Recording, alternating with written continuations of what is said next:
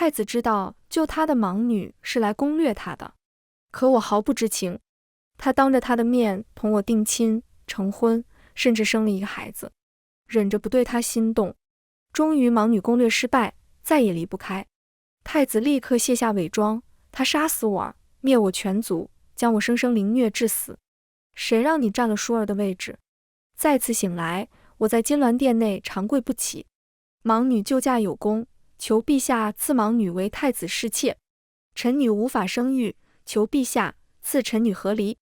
大家好，欢迎收看达达听书。我被打入冷宫这日，雪下得很大。太监推搡着将我踹进破屋，临走前还扔给我一个血淋淋的包袱。我脸色煞白，颤颤巍巍掀开，只看到被挖了眼珠的妻儿。她双目成了血窟，唇色惨白，早已断了声息。我抱着血淋淋的妻儿，悲痛哭嚎。她不过5岁，粉雕玉琢的，那么可爱，竟被自己的亲父折磨而死。为什么会这样啊？我是清河崔氏嫡女，本是许了琅琊王氏的嫡长子的，是太子亲自选的我，亲自立我为太子妃。太子待我如珠如宝，为了我没有那一位侧室，遑论通房侍妾。生前那日，太子更是丢下监国政务，从朝堂一路狂奔回东宫，激动得落了泪。可到头来废掉我的是他，灭我全族的是他，虐杀其儿的也是他。我想不通。我直直看向太子裴承乾，怒吼出声：到底是为什么啊？裴承乾眸色闪过痛意，面色比我还沉重，转而又化作刺骨的冷意。谁让你占了舒儿的位置？舒儿，那个追在太子身后10年，爱而不得又锲而不舍的盲女。可太子明明厌极了她，对她不是冷惧就是羞辱，他怎会为了她如此？裴承乾合了合眼眸，悲悯地看向我。舒儿是攻略者，得到姑的爱意便攻略成功，可以离开这个世界。姑怎么舍得他离开？你的存在就是为了告诉他和那个所谓的系统，姑根本不爱他，如此姑终于留下了他。他好似给了我莫大的恩典，若不是他，你根本当不了太子妃。我费了些力气才明白，他口中的攻略者是什么意思。恍然梦醒，原来他的所有爱意和疼宠都不过是做了一场戏而已，都是假的。风骤起，吹开了门扇，带着彻骨的凉意飘进了些许雪花。林月书一袭盈盈白衣，映着洁白的雪景，踏足而来，优雅又圣洁。她施施然站到我面前，眼神光彩熠熠，再没有一丝茫然的朦胧。她笑着说：你儿子的眼睛，本宫用着甚好。我大彻大悟，你有没有爱过一个人？你有没有恨过一个人？其实那本是他们2人的爱恨纠葛，我不过一个路人，却被太子拉进来充当刺激盲女的工具，是一场赤裸裸的阴谋。达达我死在了那个雪天，抱着血淋淋的妻儿，被乱箭穿心而死，含恨而终。达达娘娘，那盲女又来给殿下送点心了。婢女哀怨的声音响起，我却有些迷惘。刺眼的阳光穿破眼睑直射着我，我下意识抬手遮挡，透过纸隙，太阳犹如一轮火球，炽热耀眼。满手的血迹不见，冰冷的雪天不见，刺骨的背叛亦不见。上一世的血雨腥风都被炽热的阳光阻隔消融。如今的我还是刚刚成婚，娘家手握权柄，太子宠爱入骨，被整个圣经羡慕又忌惮的太子妃清河崔氏崔婉清。如今太子还没有能力撼动我崔氏分毫，一切都来得及。娘娘，你这次可再不能由着他了，他就不是好人。婢女忧心劝说。我抬眸看向来人，一袭白衣，手持竹杖，一双杏眸朦胧，却水光潋滟，似是出淤泥而不染的水仙，清灵灵的好看。林月书提着食盒，笑得理所当然。听闻殿下近日食欲不佳，我做了些开胃小食送给殿下。换做前世，我定是同情他为情所困，早早接下食盒安慰。可这一次我没有，我淡定地喝着茶，眼皮都没掀。林月书生生举着食盒，站了许久。达达裴承乾恰好从外院回来，看到林月书，瞬间了然情况。他皱了皱眉，眸色闪过厌恶。一介乡野村姑也配几姑做善事？林月书脸色刹那惨白，咬唇委屈，那眼尾的嫣红，神情的倔强，与上一世一模一样。殿下，你若看看这野菜饼，也许会有些食欲呢。那故作坚强的语气，同上一世如出一辙。裴承前皱着眉，顿了一下，过了须臾，冷冷开口：什么脏东西，竟也敢拿到东宫？上一世，我觉着裴承前话语太过冷漠，因着世家大族的教养，我总会劝上一劝。殿下言语未免太过激了些，我看这野菜饼甚是新奇有趣，就留下来给我尝尝吧。裴承前总是会无可奈何地宠着我，婉婉喜欢，那自是可以留下的。只要婉婉喜欢的东西，纵使上天入地姑都要找来送给婉婉。她神情柔得滴水，是那么情真意切，可原来都不过是做戏给林月书看的。只有我当了真。达达林月书倔强地站着，犹如一轮孤月。裴承前满眼冷冽，转眸看向我时，似隐隐等待着什么。我平静回望，抿嘴不语。他等着我给他递台阶，好让林月书的东西能留下来。他实是爱惨了他，可如今我怎会如他的意？这一次，我脸眸吹茶，漫不经心地顺着他说：殿下食欲不佳，自有太医院和御膳房上心，林姑娘是操的哪份心？二人愣住。我继续道：殿下如此不喜林姑娘，不如本宫给她赐装婚事。裴承前持盏的手下一时握紧，我恍若不知。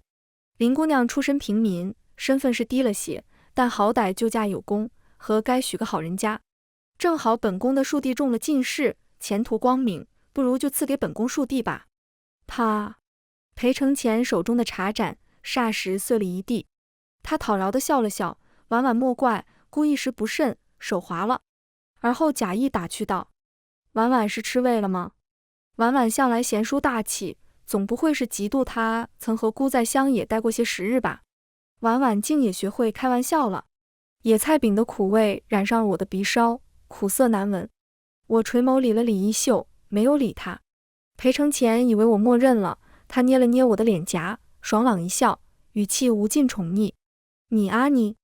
而后眼眸冰冷地甩了林月书一刀。剑毕，还不快退下！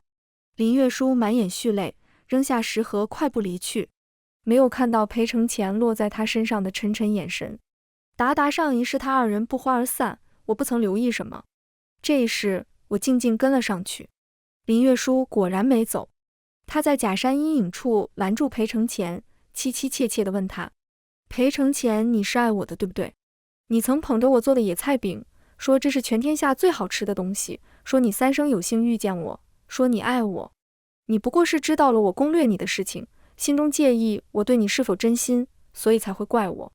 你娶崔婉清为妻，不过是因为她笑起来的酒窝像极了我。是也不是，怪不得裴承前总是夸我笑起来最是好看，怪不得林月书独独拿了野菜饼送裴承前，原来那是属于他们二人的情深记忆。达达带太子离去，我拦下林月书：林姑娘对殿下的情谊，本宫看得真切，甚是动容。而本宫瞧着殿下心中也不像是没有姑娘的。林月书疑惑：娘娘这是何意？我拍了拍她的手：不若本宫做一次成人之美的君子，帮你得偿所愿，本宫可以为你和太子请旨赐婚，让你做他的太子妃。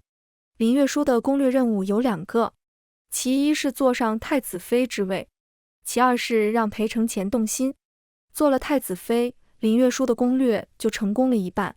假以时日，朝夕相处间，裴承前难免心中松动，完全攻略成功便不在话下。所以林月书心动极了，但她还是克制地问我：娘娘是在开玩笑吗？我眼神沉静，声音微凉：不，本宫从不与人玩笑。林月书俯首下跪，拜伏在地：月书叩谢娘娘大恩，没齿难忘。没齿难忘，的确没齿难忘。达达前世临死前，林月书也曾单独找到我，她神色倨傲，语气调侃：其实我这双眼睛系统早就给我治好了，不过是为了博裴承前的怜爱，我才继续装下。你儿子的眼睛我本不需要的，可是我就是恨啊。他的声音越来越急：我恨你帮他的诓我，害我攻略失败，再也回不了家。我恨到头来和他相爱相守，可他的童子身不是属于我的，他的第一个孩儿不是我生的，他的元气之位不是我的，都怪你，所以我要让你痛不欲生，肝肠寸断。我气红了眼，哀嚎嘶吼。林月书心满意足地走了。我拼尽最后的力气，拿着匕首追上林月书，一刀捅过去。可我还未碰到他，就被裴承前的御林军乱箭射死，鲜血流了一地。明明是他们二人的爱恨情仇，虐恋情深，明明是他们将我拖进了这滩浑水之中，到头来他们修成正果，而我家族覆灭，失去一切，被他们为爱献祭，当真是没齿难忘。鞑靼皇帝的万寿宴，我带着林月书进宫，裴承前蹙眉不悦：“你怎带这个贱婢入宫了？”我安抚他：“林姑娘是有功之人，何该入宴？”裴承前不悦地点点头，闭眸不言。突然马匹受惊，整个车厢剧烈颠簸，整架马车翻倒在地。裴承前下意识护住我，而林月书却被甩出马车，擦伤了手臂。裴承前焦急地问我：“婉婉可有受伤？”满目担忧。我心中嗤笑，他倒是做戏做得够全。明明林月书的距离根本听不到他的声音，却还是要假意关心一声。我摇摇头示意没事，没再理他。休整一番后，众人重新启程。林月书脸色铁青地上了另一架马车。裴承前不以为意的闭眸小憩，可我却看到，不起眼的角落里，他将自己的手都掐红了。我平静开口：“殿下，妾身从不开玩笑。”裴承前有些发懵：“什么？”我继续道：“那日说给林姑娘赐婚，妾身并没有开玩笑。”我歪着头，很是无辜。殿下既然那么厌恶林姑娘的痴缠，应当很是乐见其成吧？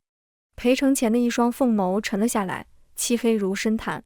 婉婉，你变了，你往日的贤良淑德、端庄大气，都是装的吗？若是如此，那姑当真是看走了眼，心悦错了人。我理了理衣摆上的折痕，淡声问道：“殿下不是厌恶林姑娘的吗？为何反应这么大？”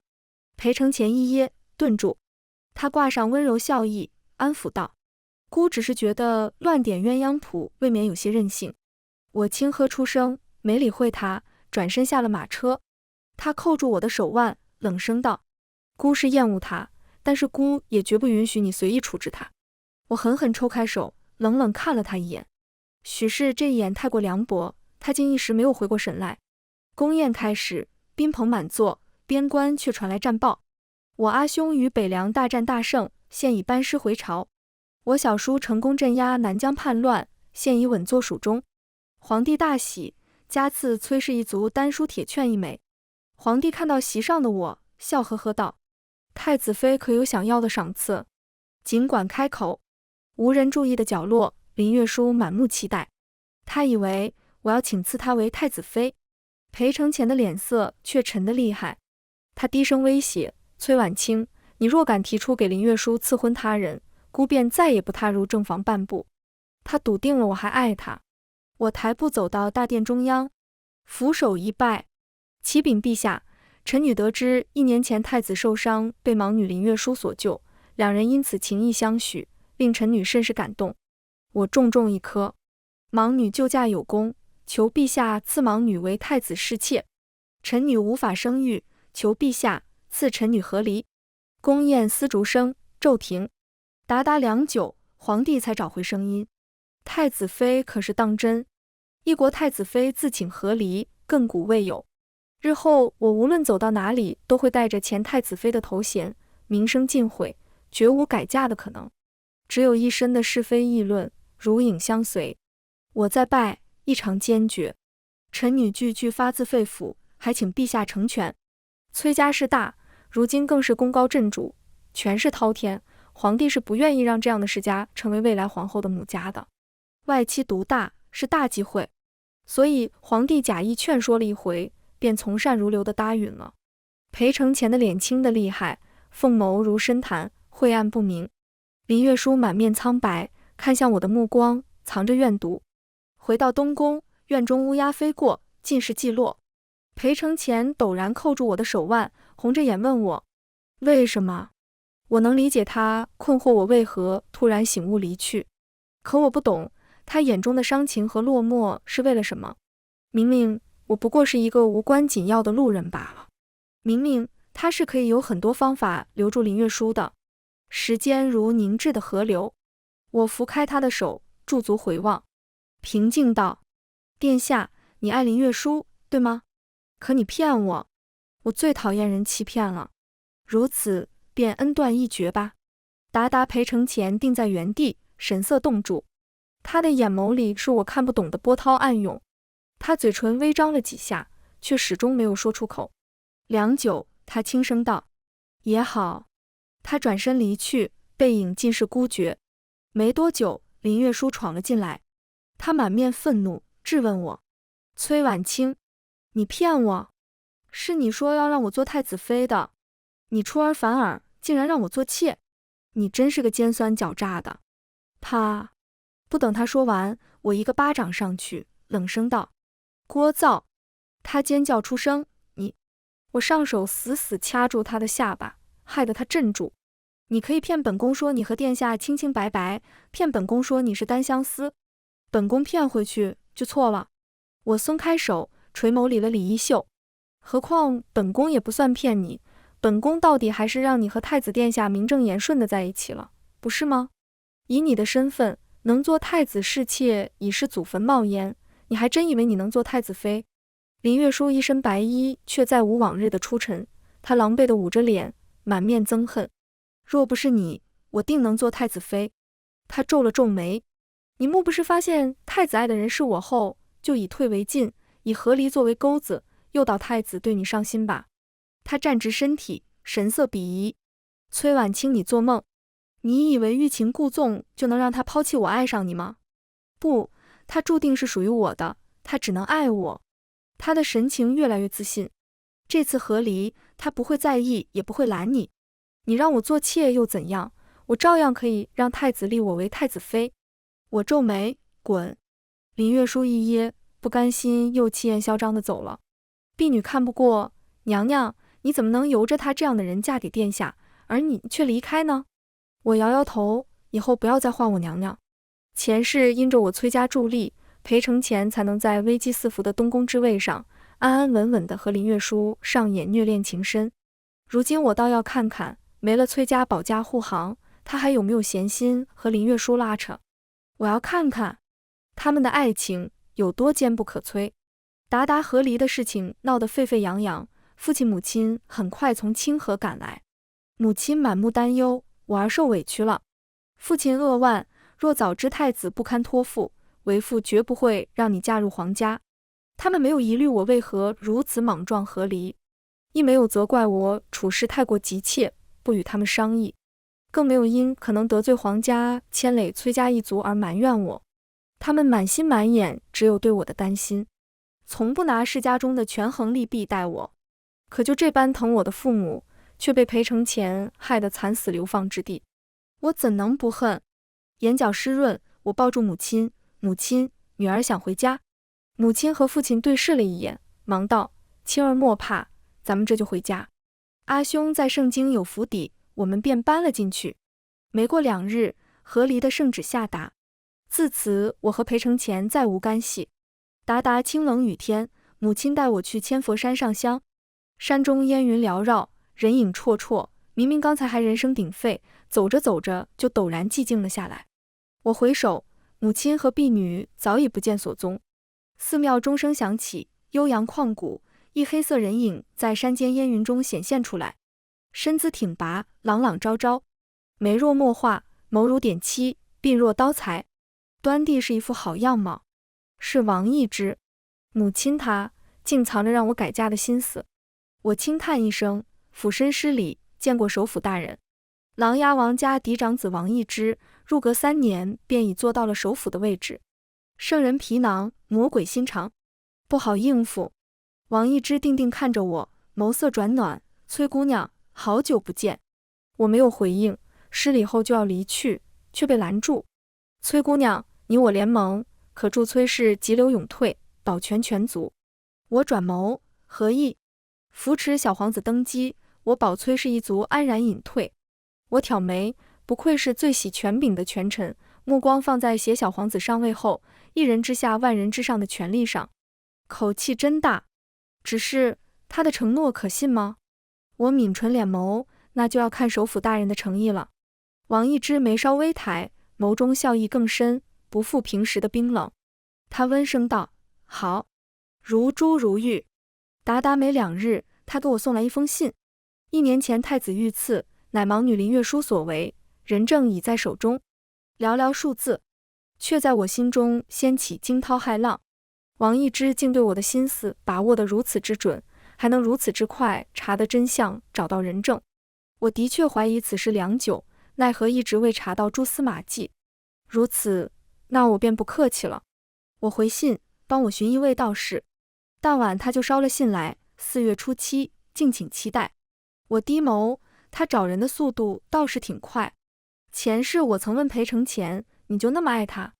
他点头点得干脆。是，天底下再没有比淑儿待姑更真心的了。你我之间不过是因为姑点了你为太子妃，你成了姑的妻子，所以才会在意我，你爱的不过是你的丈夫。可淑儿不是，无论姑是谁，无论姑和他是否成婚，他都会不顾一切的救我，待我好。他爱的只是我这个人，这般纯粹干净的爱意，姑怎可辜负？所以他就选择辜负我，让我悲绝至死。这一世我要好好看看，他看着林月书的那张脸，是否还能说出纯粹干净这4个字来。达4月初7是东宫去玉清观祈福的日子。传闻太子携太子侍妾在上山路上偶遇一白眉道士，道士观太子侍妾面貌，说其是天生奉命，早晚一飞冲天。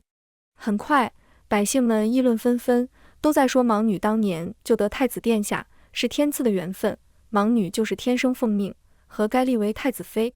太子没有镇压流言，反而隐隐有纵容之意。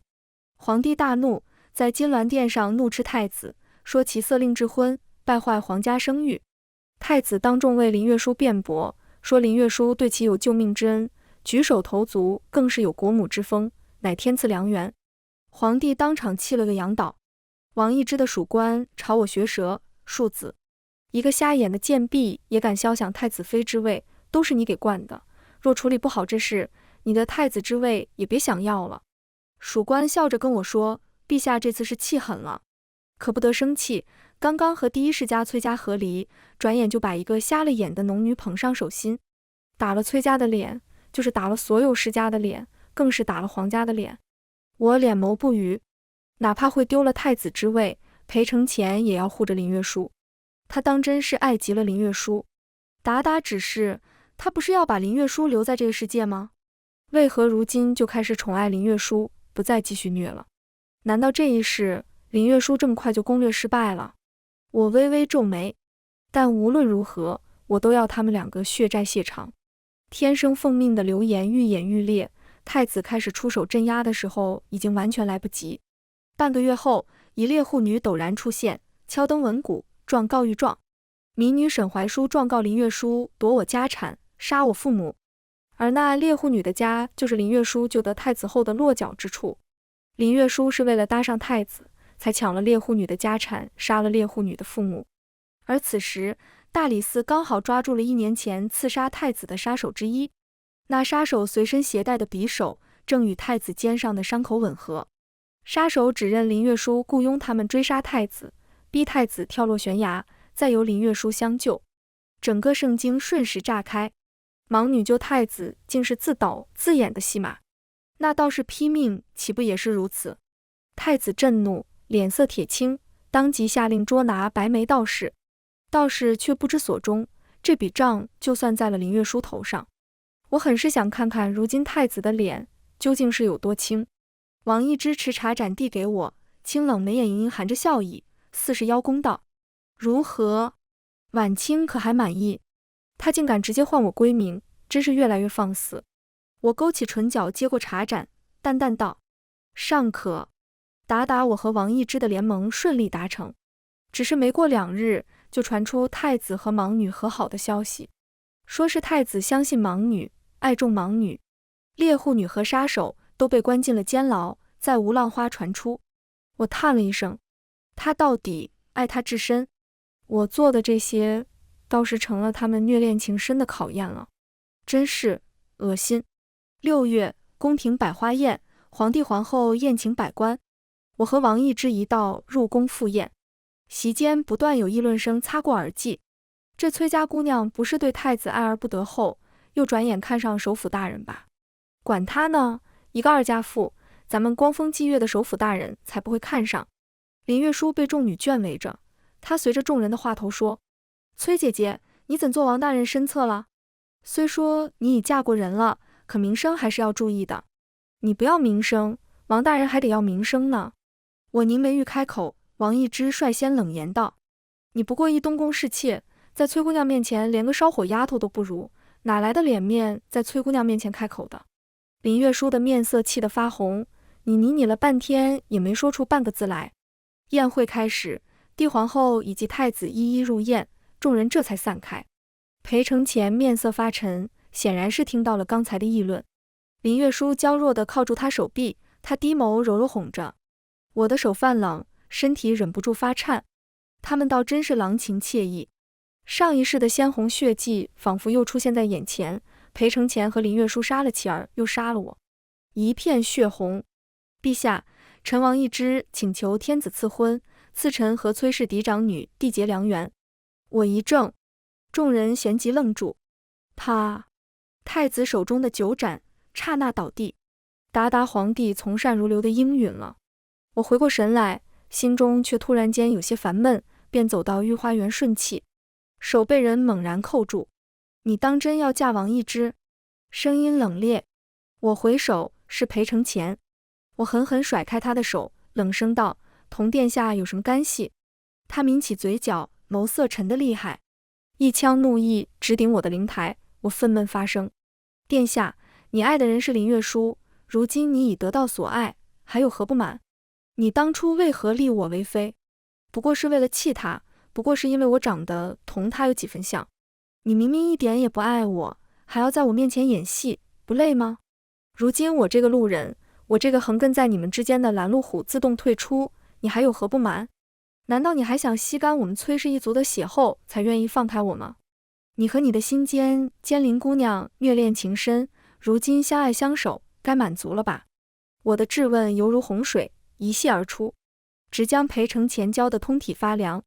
他猛然哽住，仿若生出巨大悲痛，就要站立不住。他整个人浸在悲伤中，说不出半个字来。良久，久到整个御花园只听得到风声，久到我失去耐心，就要甩手离去。他忽然捏住我的衣角，低垂着脑袋，眼尾猩红，声音发颤：“不是的。”他止不住地哽咽了一下：“不是这样的，婉婉。”裴承乾双眸通红，大滴大滴的眼泪砸落。这是我第一次看到裴承乾哭，滚烫的，汹涌的。婉婉，孤对林月书从未动过情，从未。一向位高权重、冰冷金贵的太子，如今泪流满面，破碎又狼狈。可是孤的心不能由着孤。林月书是外来攻略者，孤要留下他，保证这个世界不会因他的离去而坍塌。他小心翼翼问我：“婉婉，你等等我，你莫要嫁给别人好不好？”打打我的心脏犹如被人攥了一下，猛然顿住，发疼发酸。我的眼泪忍不住落下，哭吼道：“不好，不好！你骗了我，你骗过我，你让我如何原谅你？”我在心中忍不住继续怒吼：“你还杀了我们的孩子，你还将我抄家灭族，你还杀了我！”我眼眸红得发狠，声音带着恨意，再次开口道：“我绝不会原谅你，更不会等你。你的理由也好，苦衷也罢，都与我没有任何关系。”我深吸一口气，声音平复下来，愤怒化为幽冷：“我嫁于谁，同你都没有半分干系。以后我就是王懿之的妻子，请太子殿下自重。”裴承乾整个人好似被扔进冰寒潭水之中，窒息得喘不上气来，眉眼尽是痛意。“婉婉，孤错了，孤不该刚愎自用，不该瞒着你欺骗你，孤应该在最初就告知你真相，同你一起面对。孤和该同你一同商议如何处理林月书的。”生生悔恨。我合了合眼眸，最后一滴眼泪从眼角划过，砸落在地面。迟了，一切都迟了。前世已将路走绝走尽，再无回旋余地。达达我抬眸，平静回复：裴承前，你我恩断义绝，再无可能。我再不理他，转身离去，没有看到他落在我身上的沉沉眼神，偏执又疯魔。宫宴结束没几日，赐婚的旨意便下来了，婚期定在3个月后。时间有些仓促，我问王一之为何，他说：我怕煮熟的鸭子又飞了。我一时噎住，当年我和他本有婚约，半路却遭遇太子选妃，这才断了婚事。他倒是会打趣我。我凝眉不悦，首辅大人莫忘了，你我本是结盟关系，待小皇子登基，你我还是要和离的。如今我不会为了任何一个男人停留，我要带着爹娘和阿兄游览大好河山去。王一之眉眼微沉，嗓音有些发涩。我知道，我不会食言的。达达半个月后，阿兄顺利抵达盛京，皇帝率领文武百官出城迎接，后续又是赏赐又是升迁。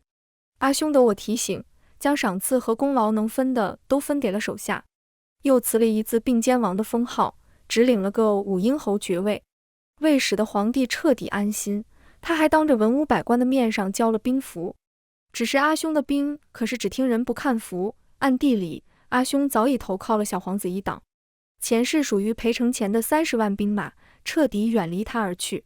加之上一次的流言事件，让朝中的诸位手中贤臣对这位太子颇有微词，他的东宫之位已是摇摇欲坠了。一切都有条不紊地顺利进行，可我却总觉得不对劲。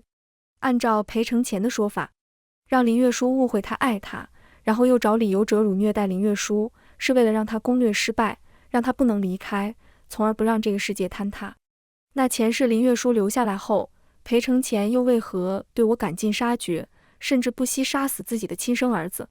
是这一世的裴承前还不能完全知道真相，还是他依旧对我有所隐瞒？可他这一世早早就开始了对林月书的宠爱模式，早早就步入了后期。这中间到底是出了什么事？这个世界到底还会不会坍塌？这一切困惑只有一个人可以解开。我找到王一之，我需要去东宫绑一个人。本不动声色持盏喝茶的人顿住，他眉峰微折，谁？林月书。他略一沉吟，便答道：好，后日在我府中见。我问他，你不问我为什么？他淡淡笑起来，不用问，我信你。我心中一涩，裴承前世不曾对我说过半句真话，不曾告诉我半个字真相，不就是不信我吗？与我10年同床共枕的人不信我，而王一之不过与我相处数月，便说他信我。我低垂下眸，温声道：谢谢。达达王一之没能把林月书绑来，因为第2日一早裴承前就找到了我。婉婉，莫要再试探我，林月书目前还不能死。我冷眼看他，那你告知我所有真相。裴承前苦笑了下，婉婉对不起，我还不能说。待一切尘埃落定，我带你亲手了结了他，好吗？我冷哼出声，滚吧。裴承前的眸底晦暗不明，他叹了口气，转身离去，整个背影平添了一份萧索之意，好似他已是耄耋老人。前世的8月底，皇帝突发恶疾，彻底倒了下去，裴承前就是自那时开始监国。若他想夺权，彼时便是最好时机。而我的婚期正是8月中旬，婚后再布局一时来得及，可我就是惴惴不安。我便悄悄给阿兄递了一封密信。达达3个月实在太快，婚期已至，宾朋满座，满堂喜色，迎亲拜堂，入洞房。新郎在外间答谢宾客，我在房内等待暗夜降临。人声鼎沸，熙熙攘攘，我却一片平静。咻！霎时，一声信号弹响彻云天，脚步声越来越重，越来越多。我推开房门，是官兵。裴承前把所有人牢牢控制住，一步步缓缓朝我走来。他关上门，把我抵在床上，眉眼尽是疯狂，要么退亲，要么孤杀了他。我狠狠皱眉，高声道：你疯了吗？你忘记你还要留住林月书，拯救这个世界吗？你现在是在做什么？裴承前不慌不忙地欣赏着我。婉婉，你今日的装扮和嫁给我那日一样好看。他猛地抱住我，仿若用尽全身力气要将我揉碎进他的身体，直压得我喘不过气来。他靠在我耳边，轻声道：前世是姑动作慢了，这一世不会，姑会护住你的。我立时定住，心中犹如一颗炸弹剧烈炸开，直叫我惊在原地。裴承前是几时重生的？达达震惊过后，是滔天的恨意汹涌而出。我用尽全身力气踹开他，满腔怒意：你灭我全族，杀死琪儿，又杀了我，你哪来的脸求我原谅？我一巴掌拍他脸上。琪儿那般冰雪可爱，他可是你的亲生子啊，你怎么下得了手？裴承前擦了擦嘴角的血迹，满目苦涩，声音尽是癫狂。可那又怎样？我喜欢琪儿，但我更爱你。若是只有孩子而没有你，我宁愿死。他顿住，满面悲怆。可是我还是低估了林月书的狠辣，他竟然杀了琪儿后依旧不放过你，我恨毒了他。我闭眸，明明是你带人将我射杀，如何怪得到林月书头上？裴承前止不住的摇头，我没料到御林军首领也被林月书收买了，我没来及阻止，对不起。我摇摇头，擦干眼泪，无尽失望。裴承前，你总是有理由。我直视着他，一字一句道：你我今生不死不休。裴承前突然笑起来，笑得邪肆，笑得猖狂。没关系，我们这辈子有的是时间。他站直身躯，抬手朝我伸来。婉婉，来吧，来做朕的皇后。我眉头一跳，你什么意思？达达他笑得满足。上一世最后我才明白，只要我坐上那个位置，我就可以获得这个世界的主角能量，我就可以强行剥离林月书和系统，让他再也离不开，从而保全这个世界，保全你。我心中有什么一闪而过，我问他，只要主角能量就可以，是吗？他点点头，是的。我挑眉，所以我也可以，不对，准确地说，我们也可以。他皱眉，你什么意思？咻咻咻！不待我说话，外面传来3声信号弹的声音。看来阿兄成功夺回了皇宫和京城军权，我的布局没白费。皇帝如洪钟的声音震天响起：逆子，你竟敢囚禁朕，竟敢逼宫篡位，简直反了天了！来人，将废太子打入天牢！裴承前满目震惊，怎么会？他看向我，看我稳坐钓鱼台，瞬间了然。我竟不知婉婉何时心计如此了得。我没理会他，他被御林军捆住，直直跪在地上。皇帝滔滔不绝地数落他的罪行，他却独独看向我。他说：婉婉，你怎么可以眼睁睁看着这个世界坍塌呢？他还认为只有他才能救这个世界。皇帝皱眉，真是疯魔了，还在这胡言乱语，快给朕带走，快带走！他不会明白，既然只要主角力量就可以，那一个世界怎么会只有他一个主角？谁坐上那个位置，谁当权，谁就可以是主角。哪怕只是平头百姓，在他们的人生里，他们亦是这个世界的主角。这个世界的每个人都有着独属于自己的主角能量。达达我抓了林月书，逼他让系统出来和我交换。他实在是胆小极了，只不过用10大酷刑吓了吓他，他就立马将系统换了出来。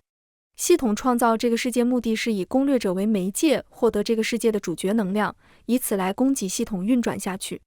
如今我和王一之加上小皇子，不对，如今是小太子了，3个人的能量刚好足够系统所需。我警告系统，若能将这个世界同你们系统割断，成为独立的小世界，再不受攻略者影响，我们3个给你所有能量也在所不惜。若是不能，那就同归于尽，我杀了林月书，让你逃无可逃。系统也是第一次遇到小世界主角觉醒这么多的情况，本身已经很是慌乱，听闻后忙不迭地选择前者。贞镜27年，太宗皇帝崩，年仅13岁的小太子继位，改元元安，首辅王一之成为辅政大臣。元安1年，我同王一之、小皇帝和系统做了交换，系统顺利切断同小世界的联系，将牺牲品林月书丢在这个世界后落荒而逃。暗无天日的地牢，我手持匕首，亲手将林月书的眼睛深挖了下来。啊，为什么？你已经得到你想要的了，为何还要挖了我的眼睛？我看着手中的眼珠，冷笑出声。为什么？为了我最爱的人。琪儿，母妃替你报仇了。若有轮回，不要再做母妃的孩儿，去找一个护得住你的双亲，安享一生。裴承乾被幽禁在皇陵之中，若无意外，他这一生都将在这里度过。他看到我的到来，眼眸迸发出光亮来。婉婉，你还是在意我的是不是？我平静地摇摇头。我来是来告诉你，若非你的刚愎自用、自以为是，琪儿不会死，我也根本不会走到这一步。而今这个样子，都是你一手造成的，你怨不得任何人，包括那个鬼系统。听到这一番话，他狠狠怔住，眼泪再一次夺眶而出，像是崩断了脑中最后一根名为理智的弦。许久，他才张口：婉婉，对不起。我没理他，转身步入廊道，彻底消失在他的世界里。达达我同王一之顺利退亲，他欲言又止，最后到底是什么也没说。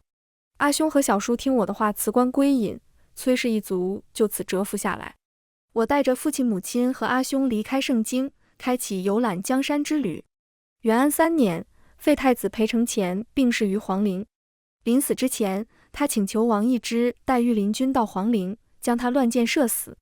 王一之不理解，裴承乾只淡淡的说：“我只是想赎罪。”王一之写信将此事告诉我时，我正在漠北骑马游山。我将信纸撕碎，扔进了风中。一场孽缘，就此了结吧。全文完。达达听书，感谢您的观看，每天上新精彩小说，喜欢就订阅吧。